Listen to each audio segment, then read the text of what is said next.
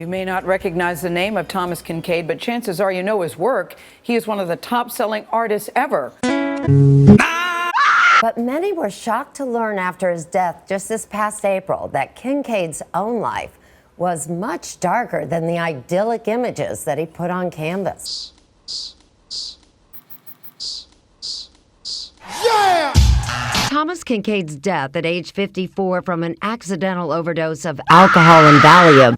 Things fell apart By Kinkade's 2010 DUI arrest and the breakup of his marriage. Kinkade's girlfriend, Amy Pinto, produced 2 documents she claims he wrote, giving her 2 homes, $10 million, and control over his art. Kinkade's younger brother, Patrick, came to unveil one of his final works. It's beautiful. I love it.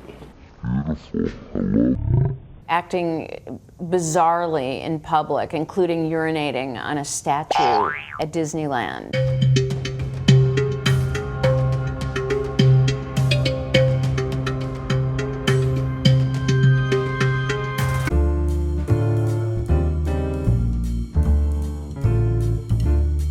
Hello, Jesus! Hello, I'm Thomas Kinkade, and the date is April 4th, 2012. I like to say the date at the beginning of all of my home movies because I don't know how to name an MP4 file. I've come today to read you a passage from my new memoir, Timmy Kinkade, a fucked up goon who cannot pay his mortgage. Don't kill myself, don't push me.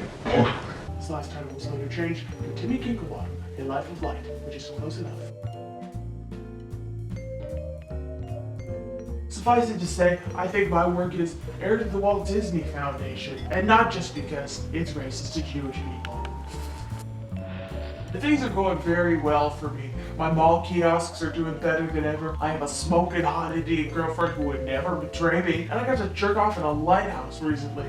When I began writing this memoir, I'd just gotten my first DUI, driving under the influence of Jesus Christ our Savior, who appeared to me in a vision and said, "Thomas, I encourage you to hit that teenager on that bike. He's really got it coming." This is not an argument that would pass in court. It is an argument I would like to have put on my tombstone. Though why are we talking about tombstones? Clearly I'm going to be alive for a very long time. I should mention, my memoir has been ghostwritten by my little brother Patrick. I love it. The fucked up loser with an English degree. I love it. I do love him, but I'm definitely sure he was watching me lose my virginity to that sexy trucker that fateful night. I love it. I was born and raised in Placerville, California, where my father died when I was a child. I love it. At the time of his death, I remember thinking, what a fucking loser. Who would die before the age of 60? It would take a true fuck-up to die before the age of 60. It